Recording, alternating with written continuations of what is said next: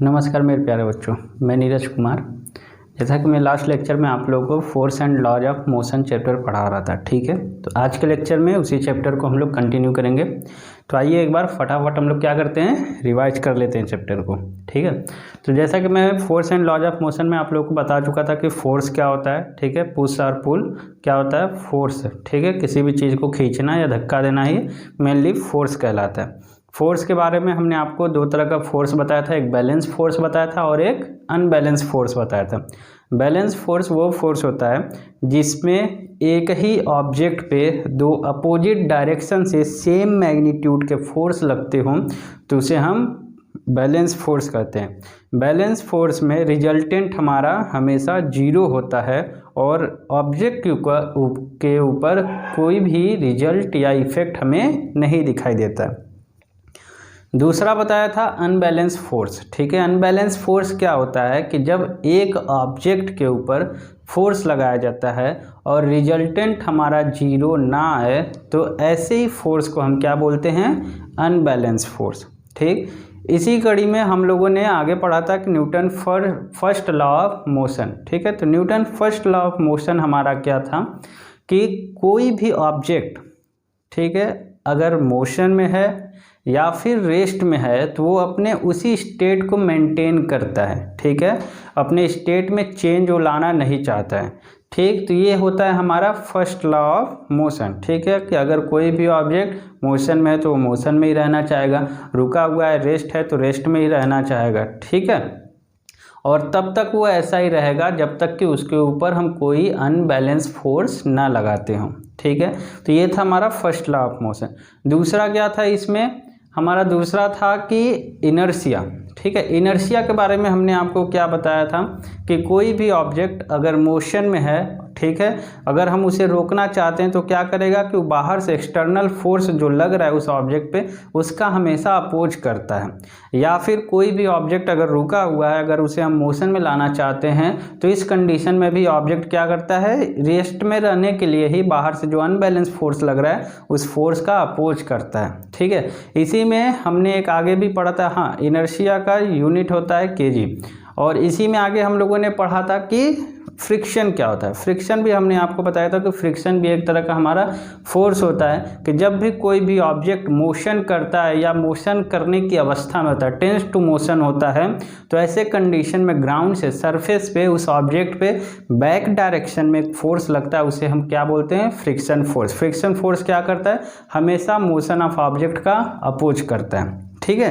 तो इतना हम लोगों ने लास्ट लेक्चर में पढ़ लिया था। आज इसी में हम लोगों को आगे पढ़ना है Newton second law of motion, ठीक है। क्या पढ़ना है, न्यूटन या सेकेंड लॉ ऑफ डायरेक्ट, ठीक है, सेकेंड लॉज ऑफ मोशन, ठीक है, सेकेंड लॉ ऑफ मोशन। इसका स्टेटमेंट देख लेते हैं। हाँ तो दोस्तों, सेकेंड लॉज ऑफ मोशन, ठीक है, हमारा क्या कहता है कि सेकेंड लॉ ऑफ मोशन क्या है कि it state that the rate of change of momentum of an object is proportional to the applied unbalance force in the direction of force, ठीक है। तो सेकेंड लॉ ऑफ मोशन के statement समझने से पहले हम लोग कुछ बेसिक सी चीज़ें उसको समझ लेते हैं, ठीक है। तो हम लोग ने देखा था कि फर्स्ट लॉ ऑफ मोशन हमारा क्या कहता है कि अगर हमें वेलोसिटी में चेंज लाना है तो उसके लिए हमें क्या करना पड़ेगा, फोर्स अप्लाई करना पड़ेगा, ठीक है। तो जब हम फोर्स अप्लाई करते हैं तो उसकी वेलोसिटी इंक्रीज करती है या फिर डिक्रीज करती है, ठीक है। और इसको हम डेली लाइफ के एग्जांपल से समझ सकते हैं, ठीक है। कि मान लीजिए अगर आप टेबल टेनिस खेल रहे हैं तो टेबल टेनिस में क्या होता है, दो प्लेयर दो तरफ टेबल के खड़े होते हैं और एक बॉल, छोटे से बॉल से खेलते रहते हैं वो, ठीक है।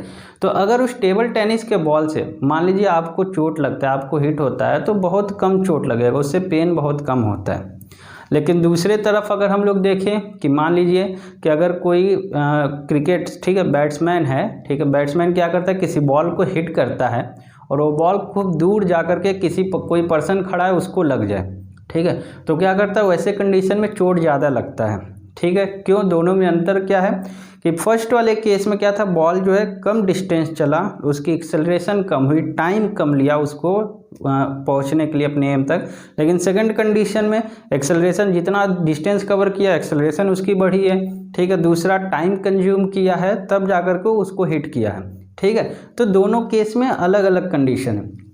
और एक चीज़ आप लोगों ने देखा होगा कि जब कोई क्रिकेटर बॉल को कैच करता है, ठीक है, तो कैच करते टाइम अपने को क्या करता है, हाथ को बॉल पकड़ के पीछे की तरफ खींचता है, ठीक है। क्यों खींचता है वो, ताकि जब वो फोर्स लगा रहा है उस पर, तो फोर्स के साथ साथ उसका वो रिटार्डेशन का टाइम इंक्रीज कर रहा है, जिससे कि उसके हाथों में चोट कम लगेगी, ठीक है। तो यही हमारा मोमेंटम होता है। मोमेंटम क्या होता है हमारा, कि जब किसी भी ऑब्जेक्ट के वेलोसिटी को इंक्रीज कराते समय, ठीक है, हम लोग क्या करते हैं, टाइम देते हैं, ठीक है, मास इंटू वेलोसिटी होता है, तो वो हमारा मोमेंटम होता है, ठीक। मोमेंटम पहले समझ लीजिए क्या है, momentum equal to mass into velocity होता है, ठीक है, या फिर P से रिप्रेजेंट करते हैं इसको, mv भी होता है, ठीक है। तो मोमेंटम क्या होता है हमारा, मास इंटू वेलोसिटी, ठीक है। जितना अधिक मास रहेगा, जितना अधिक वेलोसिटी रहेगी उसकी, उतना ज़्यादा उस कंडीशन में चोट लगता है, ठीक है। तो यहीं से हमारा मोमेंटम रिलीज होता है, ठीक है। तो मोमेंटम समझ में आ गया। तो इस सेकेंड लॉ में हमारा क्या है कि मोमेंटम की ही बात किया हुआ है कि rate of change of momentum, ठीक है, उसकी मोमेंटम जिस हिसाब से चेंज होता है वो प्रोपोर्शनल होता है अनबैलेंस फोर्स के बराबर, ठीक है। और जिस डायरेक्शन में फोर्स लग रहा है उसी डायरेक्शन में उसका मोमेंटम भी चेंज होता है, ठीक। समझ में आ गया। Second law of motion mainly depend करता है हमारा मोमेंटम पे, ठीक है दोस्तों। तो ये इसका स्टेटमेंट हो गया। नेक्स्ट इसी में क्या है कि मान लीजिए जैसे, ठीक है, एक और एग्जांपल आपको दे देता हूँ समझने के लिए, कि एक कार है खड़ी हुई है, ठीक है, उसकी मान लीजिए बैटरी डिस्चार्ज हो गई, सेल्फ उसका काम नहीं कर रहा है। तो ऐसे कंडीशन में क्या करते हैं हम लोग, उस कार को धक्का देते हैं, 2 लोग 3 लोग मिल करके उसको हम लोग पुश करते हैं, और उस कार की, ठीक है, कितना, कम से कम 1 मीटर पर सेकेंड, ठीक है, एक्सेलरेशन उसकी स्पीड 1 मीटर पर सेकेंड के अगर पहुंच जाती है तो कार स्टार्ट हो जाएगी, ठीक है। लेकिन मान लीजिए कि 2 लोग हैं खड़े, अचानक से उसको ऐसे धक्का दे करके छोड़ दें, ठीक है, तो क्या करेगा, ऐसे कंडीशन में वो कार स्टार्ट नहीं होता है, ठीक। तो कुछ लोग क्या करते हैं कि उस कार को पहले धक्का देना स्टार्ट करते हैं और धक्का देते देते कुछ दूर तक ले जाते हैं, तो क्या होता है, धीरे धीरे उस कार की एक्सेलरेशन, उसकी स्पीड बढ़ जाती है, और स्पीड बढ़ने की वजह से जैसे ही वो कार 1 मीटर पर सेकेंड की स्पीड गेन करता है वो स्टार्ट हो जाती है, ठीक है। तो यहाँ पर हमने क्या देखा कि एक तो वेलोसिटी तो दे ही रहे हैं, साथ साथ उसको टाइम भी दे रहे हैं, ठीक है। तो टाइम भी इम्पॉर्टेंट होता है वेलोसिटी या एक्सेलरेशन बढ़ाने के लिए, ठीक है दोस्तों। तो अब हम लोग क्या करेंगे, मैथमेटिकल फार्मूला देखेंगे सेकेंड लॉ ऑफ मोशन के लिए, ठीक है। मान लीजिए कि हमारे पास, ठीक है, 2 ऑब्जेक्ट हैं या एक ऑब्जेक्ट है हमारा, ठीक है, वो क्या करता है, मूव करना स्टार्ट करता है। तो कैसे स्टार्ट करेगा, उसके ऊपर हम लोगों ने फोर्स लगाया, ठीक है। दूसरी बात कि जब वो स्टार्ट करना शुरू करेगा तो उसकी इनिशियल वेलोसिटी u होगी, फाइनल वेलोसिटी v होगी, और टाइम कितना होगा, t होगा, ठीक है। तो ऐसे कंडीशन में अगर मान लीजिए हम लोग, ठीक है, निकालते हैं, मान लीजिए कि हमारा इनिशियल मोमेंटम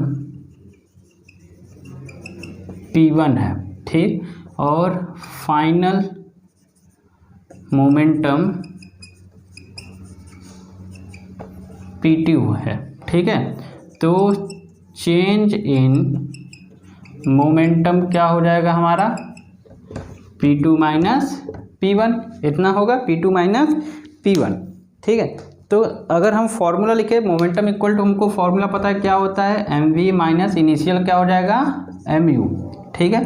तो ऐसे कंडीशन में अगर m कॉमन ले ले तो v माइनस u, ठीक है। ये हमारा चेंज इन मोमेंटम आ गया। लेकिन rate of change of momentum, ठीक है, अगर rate of change of momentum लगा देते तो उसमें टाइम भी इंक्लूड हो जाएगा, क्या हो जाएगा वो, F V minus U divided by T, ठीक है। लेकिन ये मोमेंटम हमारा चेंज क्यों हो रहा है, ठीक है, क्यों चेंज हो रहा है, क्योंकि हम लोग क्या कर रहे हैं, इसके ऊपर फोर्स लगा रहे हैं,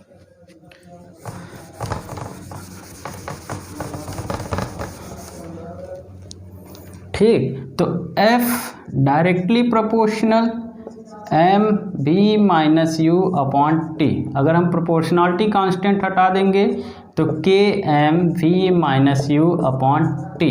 ठीक है, यहाँ से हमको A इक्वल टू पता है क्या होता है, V minus U upon T. ठीक है, तो हम रिप्लेस कर देंगे तो क्या मिल जाएगा, F इक्वल टू के एम ए। ठीक है, ये हमारा फॉर्मूला है। ठीक है, इसका बहुत सारे क्वेश्चन में भी यूज होता है, तो फॉर्मूला याद रखिएगा। ठीक, बहुत इंपॉर्टेंट है ये।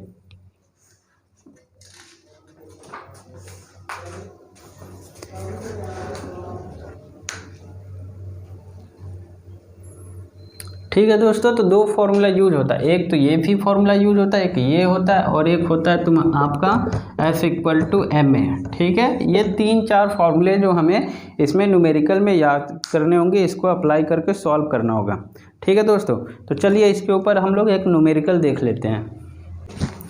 तो दोस्तों हमारा क्वेश्चन है, ठीक है, क्वेश्चन क्या है हमारा कि a constant force act on an object of mass 5 kg for the duration of 2 second. It increase the object velocity from 3 metre per second to 7 metre per second.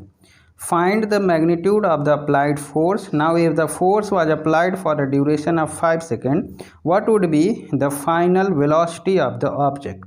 ठीक है, तो इसमें हमें दो चीज़ें पूछ रहा है। ठीक है, पहला पूछा है हमसे कि फोर्स क्या अप्लाइड करेंगे जिससे कि ऑब्जेक्ट मूव करेगा, और दूसरा पूछ रहा है कि फोर्स अप्लाइड करने पे हमारी फाइनल वेलोसिटी कितनी होगी। ठीक है, तो इसके बारे में देखते हैं कि कैसे क्वेश्चन होगा। हाँ तो दोस्तों, गिवन हमारा है initial velocity 3, final velocity 7, time 2 second, mass है 5 kg। फॉर्मूला हम लोगों ने पढ़ा हुआ था, फॉर्मूला क्या था, F equal to M V minus U upon T. ठीक है, तो हम क्या करेंगे, इसमें वैल्यू पुट कर देंगे। मास है हमारा 5, फाइनल वेलोसिटी 7, इनिशियल 3, और टाइम कितना है 2 सेकेंड। ठीक है, तो इसको सॉल्व करने पे 5 × 4 डिवाइडेड बाई 2 कितना आ जाएगा, 10 न्यूटन। ठीक, तो हमारा फोर्स कितना आ गया, 10 न्यूटन। इसी में हमें एक और क्वेश्चन पूछा हुआ है कि हमारा फाइनल वेलोसिटी क्या होगा कि अगर हमारा टाइम 5 सेकंड हो जाता है। ठीक है, तो उसके लिए देखिए क्या करेंगे, हम क्या करेंगे, इसी फॉर्मूले को यूज करके फाइनल वेलोसिटी भी निकालेंगे।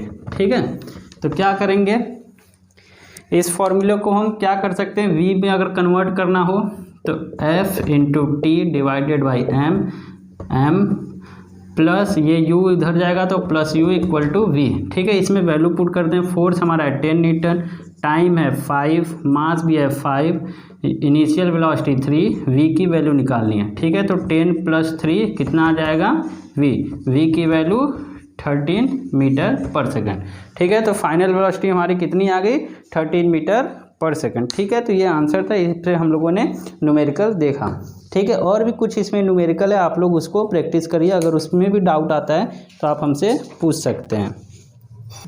ठीक है दोस्तों, तो अब आते हैं हम लोग एक थर्ड लॉ ऑफ मोशन पे। ठीक है, तो हमने फर्स्ट लॉ ऑफ मोशन पढ़ लिया, सेकंड लॉ ऑफ मोशन पढ़ लिया, अब थर्ड लॉ ऑफ मोशन पे आते हैं। तो थर्ड लॉ ऑफ मोशन हमारा क्या कहता है कि ठीक है, कि अगर किसी भी ऑब्जेक्ट पे, ठीक, हम जितना फोर्स लगाते हैं वो ऑब्जेक्ट भी हम पे उतना ही फोर्स लगाता है। ठीक है, तो अगर हम किसी ऑब्जेक्ट पे फोर्स लगा रहे हैं तो वो कहलाता है एक्शन, और उस ऑब्जेक्ट के द्वारा जितना फोर्स हमारे पे लगाया जाता है उसको हम बोलते हैं रिएक्शन। एग्जाम्पल के तौर पे अगर हमें चेक करना है कि किसी ऑब्जेक्ट पर अगर हम फोर्स लगा रहे हैं, वो भी ऑब्जेक्ट हमारे पे फोर्स लगा रहा है कि नहीं लगा रहा है, तो इसके लिए आपको क्या करना है, 2 स्प्रिंग बैलेंस ले लीजिए, दोनों के हुक को आपस में, ठीक है, ऐसे टाइट करके उसको खींचिए। तो जब खींचेंगे तो आपको दोनों पे इक्वल फोर्स दिखाई देगा। ठीक है, तो दोनों पे इक्वल फोर्स दिखाई देगा, सेम अमाउंट ऑफ फोर्स लग रहा है दोनों पे, दोनों का वेट सेम दिखाई देगा। इसका मतलब क्या है कि हमारा जितना स्प्रिंग बैलेंस 1 बी पे फोर्स लगा रहा है उतना ही स्प्रिंग बैलेंस बी ए पे भी फोर्स लगा रहा है। ठीक है, या फिर इसके लिए आप लोग एक चीज़ और देखे होंगे कि जब अगर गन से बुलेट फायर किया जाता है, ठीक है, तो ऐसे कंडीशन में बुलेट का मास बहुत कम होता है लेकिन गन का मास अधिक होता है। जब भी हम गन से बुलेट फायर करते हैं तो बुलेट क्या होता है कि जितनी स्पीड से आगे जाता है वो बुलेट भी उस गन पे उतना ही फोर्स, रिकॉइल फोर्स लगाता है। इसीलिए आप लोगों ने देखा होगा कि जब लोग राइफ़ल चलाते हैं तो उसको शोल्डर पे रख करके सपोर्ट दे करके उसको फायर करते हैं, या फिर पिस्टल से जब फायर करते हैं तो दोनों हाथ से या सिंगल हैंडेड से भी स्ट्रेट करके उसको फिर फायर किया जाता है। क्यों करते हैं? क्योंकि जितना गन जो फोर्स गन बुलेट पे लगाता है उतना ही फोर्स बुलेट भी गन पे लगाता है, तो जिसके वजह से वो जो गन है पीछे की तरफ झटका देता है। ठीक है, तो क्यों होता है ये? थर्ड लॉ ऑफ मोशन की वजह से। ठीक है, एग्जाम्पल के तौर पे अगर देख लीजिए, मान लीजिए कि ये हमारा गन है। ठीक है,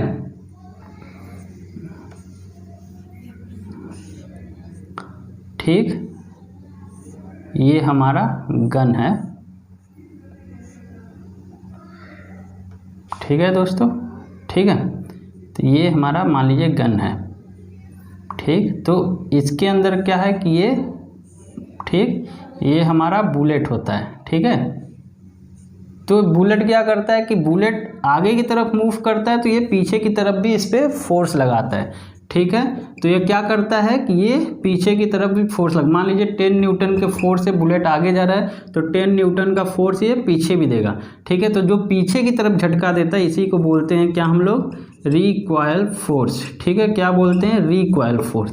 ठीक है, तो बुलेट क्या करता है? गन पे भी फोर्स लगाता है जिसके वजह से वो पीछे झटका देता है, तो इस फोर्स को हम क्या बोलते हैं? Recoil force. एक एग्जांपल और आप लोगों ने देखा होगा कि जब लोग नाव से उतरते हैं, ठीक है, तो उसको पहले क्या करते हैं कि किस किनारे पे उसको बांधते हैं अच्छे से।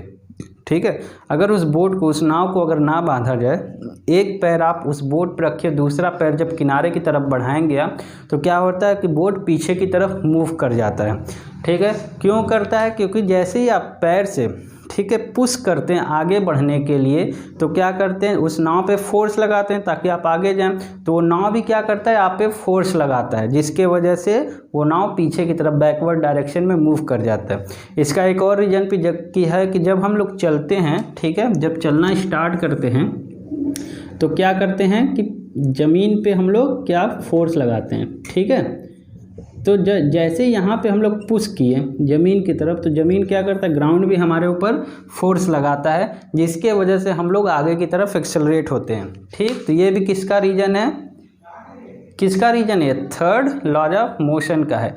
ठीक है, तो ये कई सारे एग्जाम्पल हैं जो कि थर्ड लॉ ऑफ मोशन को एक्सप्लेन करता है, जैसे कि किसी भी ऑब्जेक्ट पे जितना भी फोर्स हम लोग लगाते हैं वो ऑब्जेक्ट भी हमारे पे उतना ही फोर्स लगाता है, इक्वल मैग्नीट्यूड का लगाता है, लेकिन उसका डायरेक्शन अपोजिट होता है। ठीक है दोस्तों, तो आइए इसका हम लोग डिफिनीशन लिख लेते हैं।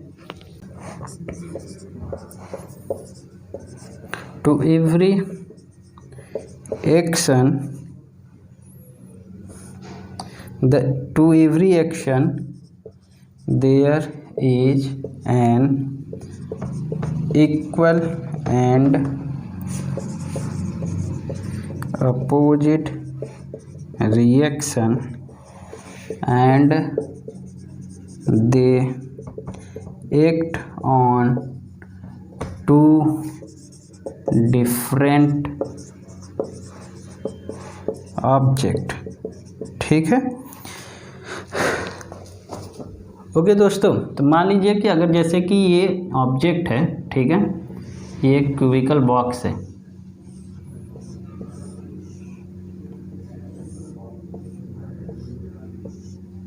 ठीक है, इस पे क्या कर रहे हैं हम लोग? फोर्स लगा रहे हैं। ठीक है, मान लीजिए कि इस पे हमने 10 न्यूटन का फोर्स लगाया, तो ये ऑब्जेक्ट भी हमारे ऊपर 10 न्यूटन का ही फोर्स लगाएगा। तो क्या करता है? ये इक्वल मैग्नीट्यूड का लगाता है बट अपोजिट डायरेक्शन में। ठीक है, अपोजिट डायरेक्शन में। ठीक है, तो ये होता है हमारा थर्ड लॉ ऑफ मोशन। ठीक है, इसके जो भी एग्जांपल थे हमने एग्जांपल भी बता दिया। अब आते हैं लास्ट टॉपिक इसी में बचा हुआ है, उसको भी हम लोग डिस्कस कर लेते हैं और ख़त्म करते हैं। ठीक है, ठीक है दोस्तों, तो हमारा इसी में अगला टॉपिक है कंजर्वेशन ऑफ मोमेंटम। ठीक है, तो कंजर्वेशन ऑफ मोमेंटम हमारा क्या कहता है कि अगर किसी भी ऑब्जेक्ट पे, ठीक है, जितना मोमेंटम हम लोग लगा रहे हैं, ठीक है, एक्शन के टाइम और रिएक्शन के टाइम पे मोमेंटम उसका कंजर्व भी रहेगा। ठीक है, जैसे मान लीजिए एग्जांपल के तौर पे हम लोग दो बॉल ले लेते हैं। ठीक, दोनों बॉल एक दूसरे से जब कोलाइड करेगा तो कोलिजन के पहले जितना मोमेंटम उसका रहेगा, कोलिजन के बाद भी उस ऑब्जेक्ट का मोमेंटम उतना ही रहेगा। ठीक है, तो एग्जांपल के तौर पे मान लीजिए जैसे कि हमारे पास दो बॉल है, ठीक है, ये बॉल इस तरफ रीच कर रहा है, ये भी इस तरफ रीच कर रहा है। इसका मास है m1 और इनिशियल वेलोसिटी m2, इसका मास है m2 और u2। ठीक है, तो क्या हुआ, बाद में आकर के यहाँ पे दोनों कोलाइड कर गए। ठीक है, कोलाइड करने के बाद इस समय इसका मास तो रहेगा लेकिन u भी 0 हो जाएगा और v भी 0 हो जाएगा, तो टोटल इस समय क्या होगा, ये 0। कोलिजन के बाद फिर ये दोनों तरफ रिवर्स डायरेक्शन में मूव करेंगे। ठीक है, तो ये हो गया हमारा बिफोर कोलिजन। ठीक, ये हमारा at the time of collision. ठीक है, फिर ये हमारा आफ्टर कोलिजन। ठीक है, जब आफ्टर कोलिजन हो गया तो क्या होगा, mv1। ठीक है, और ये हो जाएगा mv2। तो ये होता है हमारा टोटल मोमेंटम का। ठीक है, मतलब बिफोर कोलिजन आफ्टर कोलिजन में मोमेंटम हमारा हमेशा कंजर्व रहेगा, इसी को बोलते हैं law of conservation of momentum. ठीक है, तो इसके कुछ फॉर्मूले आइए उसका डेरिवेशन देख लेते हैं।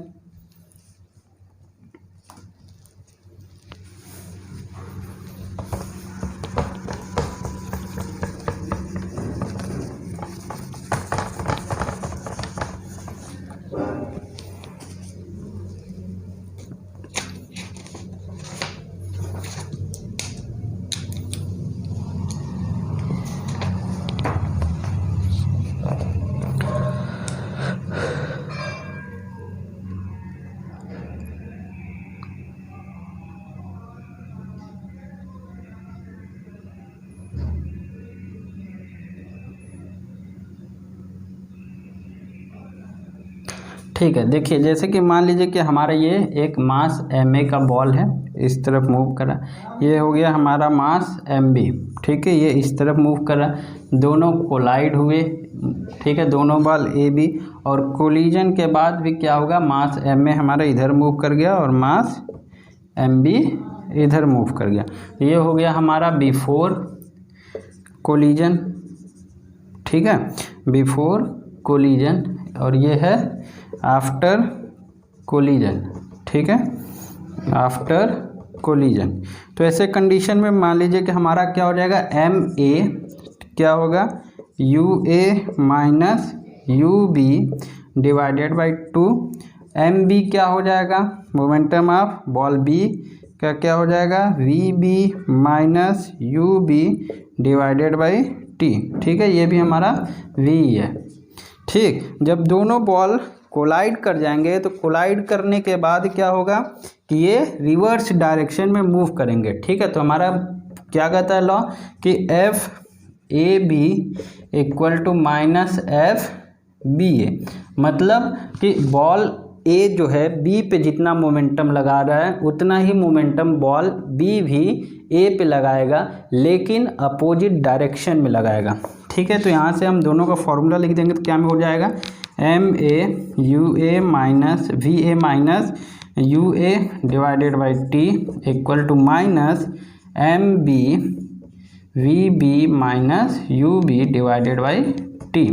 ठीक, टी से टी कैंसिल हो जाएगा, यहाँ से हमको क्या मिल जाएगा, M A V A plus M B U B, U है ये। ठीक है, equal to M A V A plus M B V B.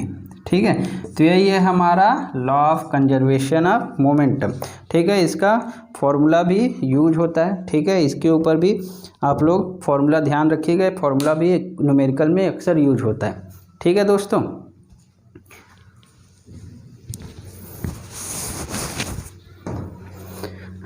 तो ये हमारा जो चैप्टर था force and laws of motion, ठीक है, आज ये यहीं पे ख़त्म होता है। इसमें अब क्या करना है, आप लोगों को एक बार चैप्टर पूरा फिर से रिवाइज कर लेना है। एक लेक्चर हम और लेंगे इस चैप्टर के लिए, जिसमें हम आप लोगों को जितने भी फॉर्मूले डिराइव कराए हैं वो फॉर्मूले कैसे याद करना है, उसके ऊपर कैसे न्यूमेरिकल करना है, वो सारी चीज़ें मैं बता दूंगा। ठीक है, तो ये चैप्टर हमारा कम्प्लीटली ख़त्म हो जाएगा।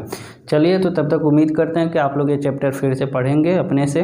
ठीक है, हमारे लेक्चर को देखेंगे और उसको समझेंगे। तब तक के लिए दोस्तों आपको क्या करना है, मेरा चैनल लाइक, सब्सक्राइब और शेयर करिए। हम मिलेंगे अगले लेक्चर में इसी चैप्टर के साथ फॉर्मूले का रिवीजन करेंगे और इसके ऊपर न्यूमेरिकल सॉल्व करेंगे। तब तक के लिए बाय बाय।